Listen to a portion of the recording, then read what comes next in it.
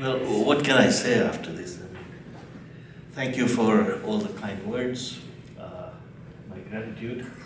Uh, it's overwhelming. Let me begin my comments by acknowledging something. When I arrived here at Waterloo, it was full of incredible warmth, welcome, friendship, support, guidance. And I recall a colleague months, a year later, saying, "How are you doing?" I said, "That's fine, things are going quite well." And he said, "Well, enjoy it while it lasts, it won't go on for much longer." But I would have to say to you that that proved to be wrong. 17, 18 years here now, and I still feel like I'm walking on water. So it has been a very, very positive experience, colleagues, friends, collaborative relationships. One day after the other, it's been nothing but positive. So I thank you, each one of you, for that. Time that I've spent in a very positive environment. And so friends have asked, why retire now? Come on, you look too young. Always a difficult question to answer, but there comes a time when you say, okay, you're in good health, you're in a positive work environment, surrounded by great colleagues. Simple terms, all is generally very positive. So leave on a high. That, I think, was part of my thinking. Of course, the grandchildren are on a kind of fast moving escalator, it seems like. And it's time to catch their laughter and wonder, take them to the aquarium, their glee of laughter, feed the ducks, they're so happy. And it is just fascinating to not miss that. So more time for that. And global energy transitions is actually a bit of a challenge, as you know, almost. So I've set myself a kind of low bar, if you wish, and that is to learn how to swim so I can keep abreast of myself. 8-year-old little Sam who likes to compete with me across the pool. So I think that might be an achievable target. But curiosity has always been my failing, if you wish, or a blessing. I now have the time and flexibility to decrease my levels of ignorance about so many important things that matter in our lives. I hope to remain engaged and help and assist where I can to solutions of the global challenges that will still be with us forever. Also, many passions to pursue with a little more time, opportunity to reset the clock, enjoy opera, theater, literature, hiking, biking, spend a bit of time with the birds, and that should be a positive as well. If I may, bear with me, I won't be too long, although she always says to me, my wife Linda, keep it short. And it will be short, so I won't keep you long. But a few remarks about my, let's call it a checkered career. But it is with the intention not to highlight what a great guy I have and what I've achieved, rather the limitations of my own and that any lessons that one might learn from that sort of a path, if you wish. I'll trace that a little bit. The first third, let's say, as with most of us, was, let's call it the learning part. It led to a completion of a PhD, in my case, nuclear engineering from the University of Toronto. So upon graduation, if there ever was a moment of a belief or conceit that now I am a somebody after getting a PhD, well, that got flushed down very quickly and that delusion was shattered, like in a hurry. I joined Ontario Hydro as an engineer and you began at the bottom. And they, of course, took the view that your expertise is worth a square root of 0.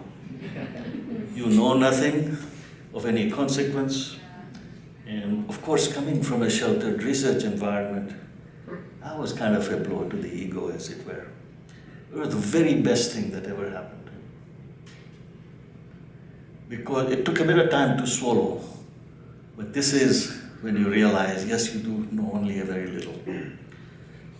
The 3 decades that I spent working in the energy sector turned out to be the most fascinating learning experience and a journey into, let's just call it terra incognita. It taught me humility, it taught me respect, how to respect others, and the differences people have. And it provided insights into the workings of a complex organizations under enormous stress and pressures, and above all, the need to work in teams. Yes, your own expertise is valuable, fair enough, but it's a very thin, narrow slice of value that must be molded into the contribution of others. Your imprint is a minor speck in the shape of, call it the cathedral or whatever is the outcome.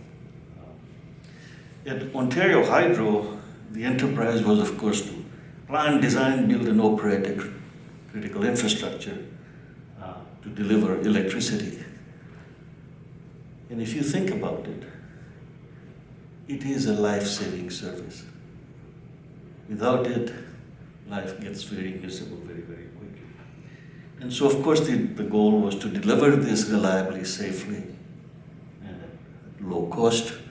One may debate about the cost equation, but the idea here at the core was a collective effort to optimize all inputs and resources to deliver to the people of Ontario a critical service that still stands us in good stead. My career wandered through unrelated paths, to be quite honest, initially from technical aspects to design, analysis, and plants and critical safety systems of nuclear reactors and so on, regulatory approvals, generation planning, integrated power system planning, national research programs, management, restructuring of the electricity sector, IPOs, corporate planning, corporate strategic planning, many twists and turns along the way. And so over time, somehow I became the go-to person for tomorrow's problems, or in a messy world with fuzzy outcomes, to help provide some answers to choices for the long-term strategic issues and challenges and options.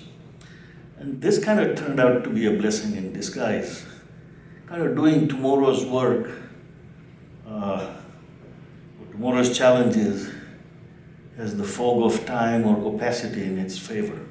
Your failures will never be recognized. Whereas if you work in an operational environment and you fail, it's right at the doorstep before you can count. And doing long-term work also paid reasonably well, so that wasn't the worst thing that ever happened. But I'll point out one important, strange bet that the province made, and I was very much part of that, and that I'm quite proud of. And that is the exiting coal from the Ontario power system. We were the first jurisdiction in the world to exit coal. It was a bit of a wild ride, to be quite honest. Sometimes in the front seat, but more often in the back seat. The analysis, the inputs, the support to policymakers, senior policy leaders, who had to rely on your recommendations and your thinking to say that you're not going to land you back into a supply crisis again. We got through all that somehow, and could have always done better. But that's a proud moment for being involved in an enterprise that really was a fascinating learning lesson. So what was the learning lesson for me anyway from that experience was this, that the senior leaders, whether they were politicians or vice presidents or directors, people with whom I worked, that you have to trust your own judgment. and you trust your colleagues, and the leaders rely on your integrity. That's all that matters. They are quite prepared to give you the leeway, they give you the trust, and they rely on your confidence in being able to help them. So this was sort of a checkered journey, as you can see. Rest be assured, I'm coming to the end now. Coming here to University of Waterloo was really not part of my plan, to be quite honest, but here I am. So this was expected to be a detour of perhaps 5 or 7 years, and has turned out to be almost 2 decades, 17, 18 years. And for that, I must thank each one of you for your unwavering support, help, guidance, and collaboration. And as said, as the founding director of WISE, I take some pride in helping establish a base for our collective efforts on the complex issue of energy and the energy file. The challenges of getting to a low carbon energy future, well recognized, will persist, and is an intractable problem in many ways. And more so even the goal of reaching universal energy access, the question of energy poverty. So the idea that we have an obligation to provide to every citizen a level of basic global energy service is critical. And we worked on it and will continue to work on that. I hope this, as Claudio has mentioned, the global change initiative that I founded or helped found, Affordable Energy for Humanity, will remain a recognizable signature symbol of the University of Waterloo. At its core, its idea is very simple. You need to bring scientific and technical basis for economic empowerment of the poorest in the world and help shape it. So let me say this. It's been my privilege to have worked with you, my profound gratitude, and many thanks to each one of you. So one last quote, and I think it's Jefferson, but I could be wrong. It says, "No problem can withstand the attack of sustained thought." My best wishes to you. Thank you.